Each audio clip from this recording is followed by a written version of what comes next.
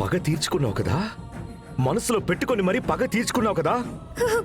ఎన్ని రోజుల నుంచి ఇది ప్లాను? లేదు రవి సార్. ఏయ్,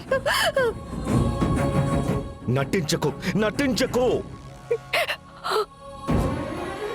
నీ లవ్ని నేను యాక్సెప్ట్ చేయలేదు. నిన్ను వద్దు అని పక్కన పెట్టినందుకు నువ్వు నాతో పెళ్లికి ఇలా ప్లాన్ చేసావు కదా. నీకు దొరకని జీవితం ఇంకెవ్వరికీ దొరకకూడదు, అంతే కదా. ఒక మిడిల్ క్లాస్ అమ్మాయి నిజాయితీగా ఉంది, ఈ కుటుంబం గురించి పట్టించుకుంటుంది. నీ మీద నేను ఎంత కన్సర్న్తో ఉండుంటానో తెలుసా. నిన్ను గుడ్డిగా నమ్ముతూ వచ్చాను. ఒక్క మాట చెప్పమంటావా? నా లైఫ్లో నా జాను తర్వాత నేను అంతగా నమ్మింది నిన్ను మాత్రమే. కానీ కానీ నన్ను నమ్మించి వెన్నుపోటు పడిచావు.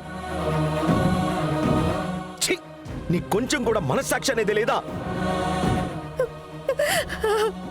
అలా కాదు సార్, మిమ్మల్ని నేను మోసం చేయలేదు. మీకంటే ముందే కదా అంతా జరిగింది. జాన్సమ్మనే అంతా. ఏయ్, జాను చెప్పడానికి ముందు నువ్వు ఒక డ్రామా చేసావే, దానికేం సమాధానం చెప్తావు?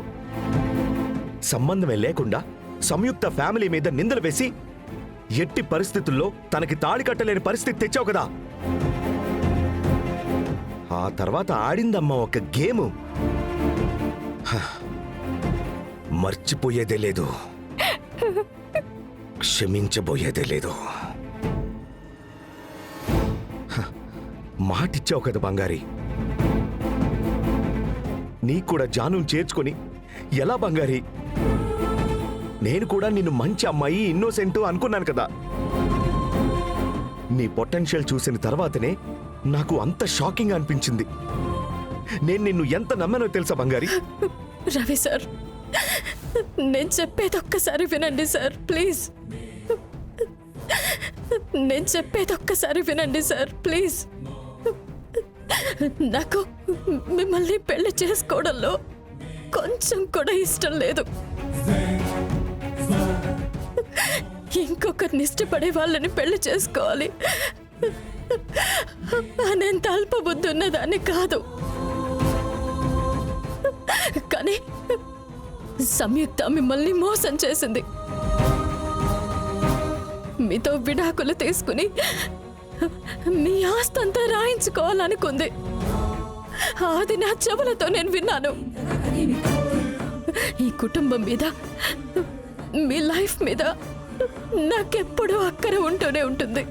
అలాంటప్పుడు నేను విన్నదంతా ఎలా పట్టించుకోకుండా ఉంటాను? అది ఆపటానికే నేను వచ్చి నిజం చెప్పాను. దానికి మించి ఇది ఇంత దూరం వస్తుందని నాకు తెలీదు. అదెలా బంగారి? జాను నిన్ను నాకిచ్చి చేస్తాను అని ఛాలెంజ్ చేసింది కదా. సంయుక్తతో జరగాల్సిన పెళ్లిని నువ్వు ఆపితే ఆటోమేటిక్ గా నాకు నీకు పెళ్లి జరుగుతుందని నీకు తెలుసు కదా. సరే, సంయుక్త ఫ్యామిలీ వెదవలు అని అనుకున్నాం. నాకేమైనా బుర్రలేదా? వాళ్ళు వచ్చి నన్ను మోసం చేసి ఆస్తి రాయించుకుంటే నేను ఊరుకుంటానా? అంటే నాకు ఈ ప్రపంచం తెలీదు, నువ్వు నన్ను కాపాడాలనుకుని నువ్వు నన్ను కాపాడేశావు కదా, అంతే కదా. ఇదంతా చెవులో ఎవడైనా పెద్ద పువ్వు పెట్టుకుని తిరుగుతూ ఉంటాడు కదా, వాడికెళ్ళి చెప్పు.